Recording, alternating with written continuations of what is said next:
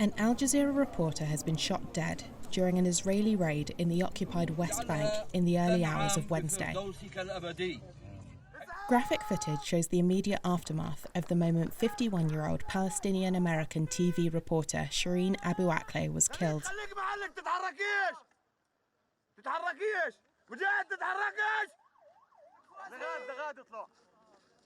Palestinian President Mahmoud Abbas and Al Jazeera blamed Israeli forces for Abu Akleh's death, describing it as a blatant, cold-blooded murder.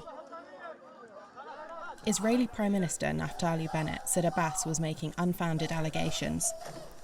The Israeli military claims its troops came under heavy fire during an operation in the city of Jenin to arrest a Hamas militant. Abu Akleh's colleagues carried her body, which was wrapped in a Palestinian flag, through the streets of the city. Another Al Jazeera reporter, Ali Al-Samoudi, was also shot.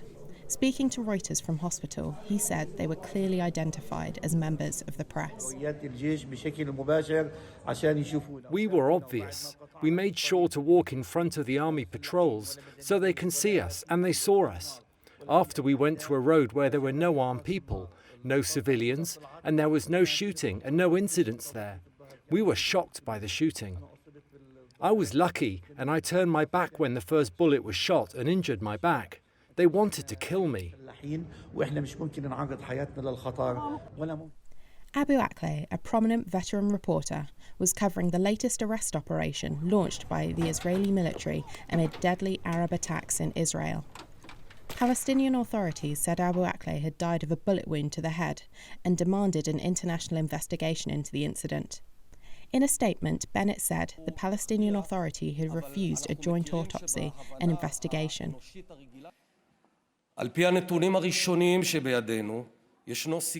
Based on preliminary data that we have, there is a viable chance that the journalist was hit by the fire of armed Palestinians. But in order to reach the truth, we must conduct a real investigation.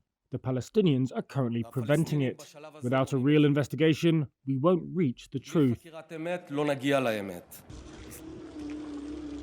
Since March, Palestinians and members of Israel's Arab minority have killed 18 people in attacks in Israel and the West Bank that have mostly targeted civilians. Some of the assailants have come from Jenin, causing the city to become a main target of Israeli arrest raids in the West Bank that have sparked clashes and brought the number of Palestinians killed by Israeli forces or armed civilians to at least 42 since the beginning of the year.